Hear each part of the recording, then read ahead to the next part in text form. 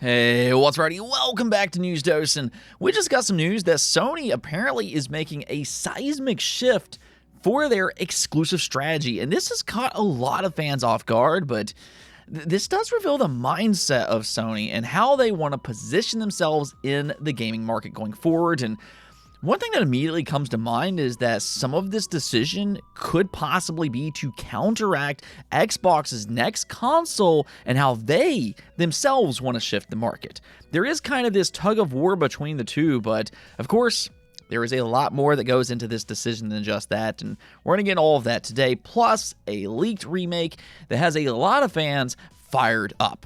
First, though, I do want to thank my supporters on Patreon and on YouTube memberships. Thank you just so much for what you do, and you will receive this video through early access. Let's go get right into things, though, starting off with Castlevania Belmont's Curse.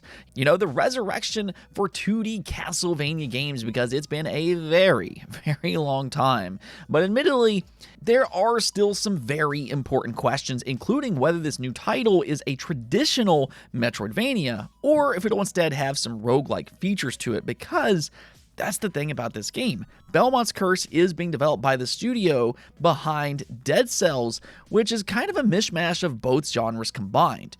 So, I mean, clarification would be nice in this case, and well, I'm happy to say that we now have our answer. Konami issued this statement to The Verge. Castlevania Belmont's Curse is a 2D action exploration game where players can freely explore vast, elaborately crafted maps. It is not a roguelike or a roguelite game.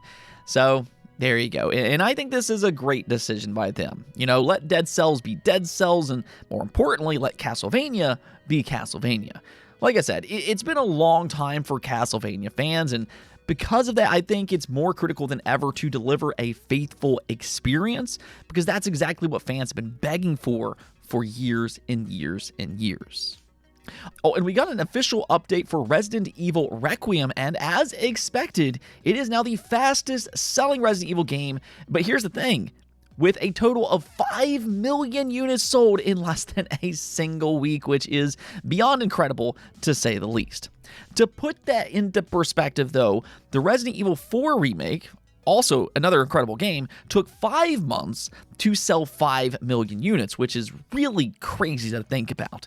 I mean, that was already impressive in its own right.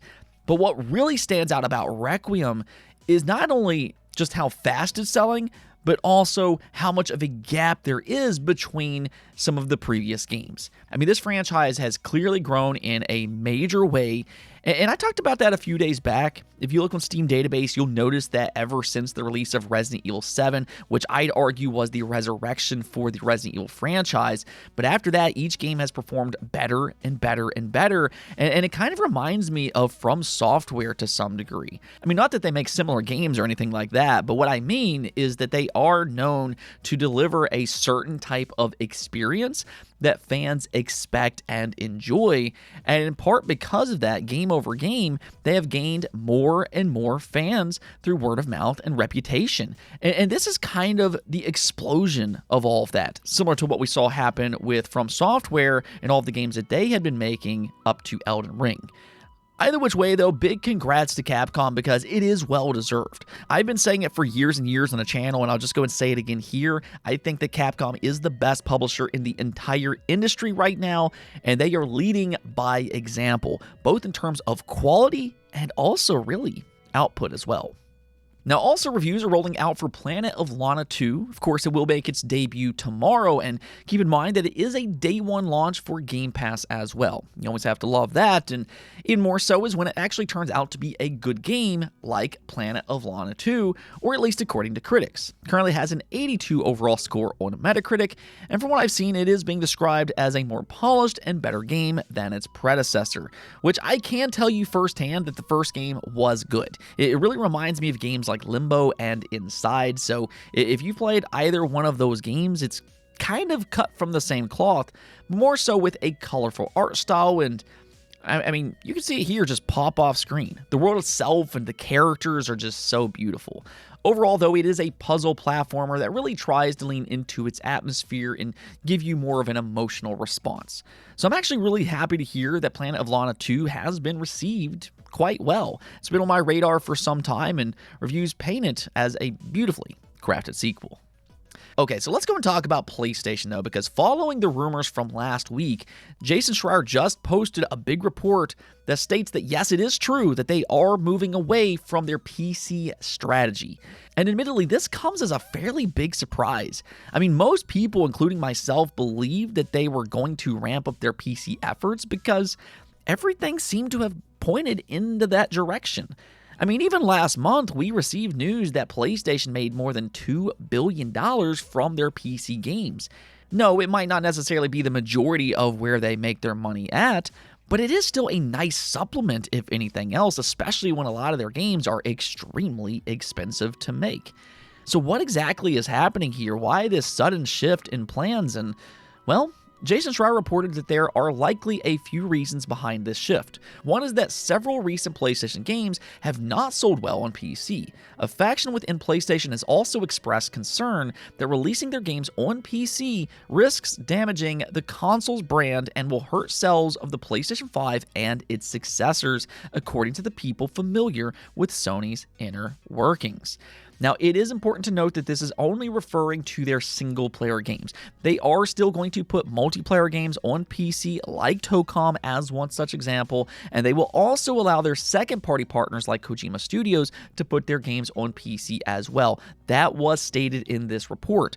But when it comes to their own first-party single-player games like Saros and Wolverine, they have canceled their plans to put those type of games on PC.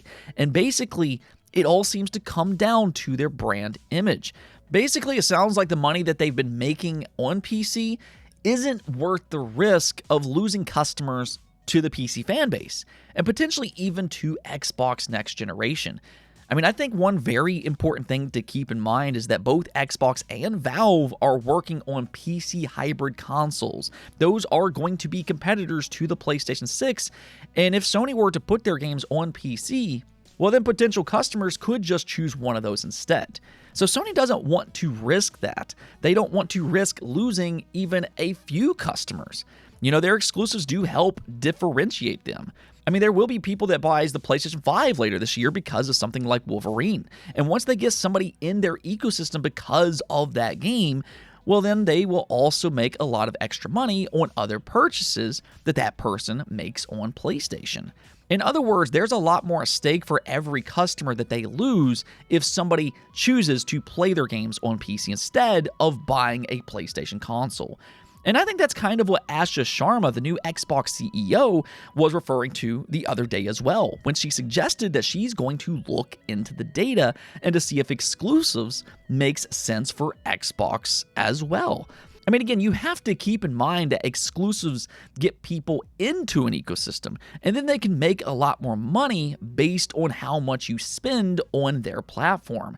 And that all goes away if you buy their game on another platform, whether that be a competitor console like Xbox or the Steam machine, or even on Steam directly.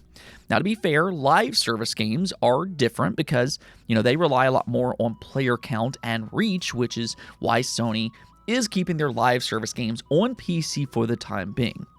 Let me know what you all think about all of this, though, in the comments below. Are you disappointed by Sony's decision, or do you think Sony is making the right call? All right, now one more thing before we go, though, because we have a very exciting remake to talk about, and this is for Resident Evil 1, and this comes from a very reliable source, being Dusk Golem. He has definitely proven himself over the past few years, especially with Resident Evil Requiem. So I definitely think that he's worth listening to, and he's already leaked a lot of Capcom's plans for the Resident Evil franchise. Previously, he claimed that Code Veronica will be the next remake and is planned for 2027, then Resident Evil 0 in 2028, and surprisingly, Resident Evil 10 for 2029. However, you may have noticed there is a key game still missing for this entire remake strategy, and that is for the game that started it all, being Resident Evil 1. I mean, it's kind of strange that after all these years, they still haven't remade the first game, but clearly, they've had so much success with these remakes that I think ultimately they will basically remake the entire franchise, or at least the ones that make sense at some point. So I think it's really more of a matter of when rather than if, And that's kind of the thing, because Dusk Golem on Twitter said that I'm aware that more recently full production on Resident Evil 1 Remake has gone underway, though it's years out time of writing. And he actually speculated it would be around 4 to 7 years. But I mean, either way, I think that if you're a Resident Evil fan, then you have to be pretty excited about all this, because this seems like Capcom has plans for it to basically become a yearly franchise with all of these remakes and then the occasional brand new installment as well. And this is not like, you know, a lot of these other annual franchises. These are high quality games. Capcom has proven that they can make high quality games. So I think it's just a very exciting time, whether you're a Capcom fan or if you are a Resident Evil fan. It seems like it has a very bright future ahead. Anyways, though, that's going to be it for this episode. But until next time, make sure to subscribe, ring that bell, and peace out.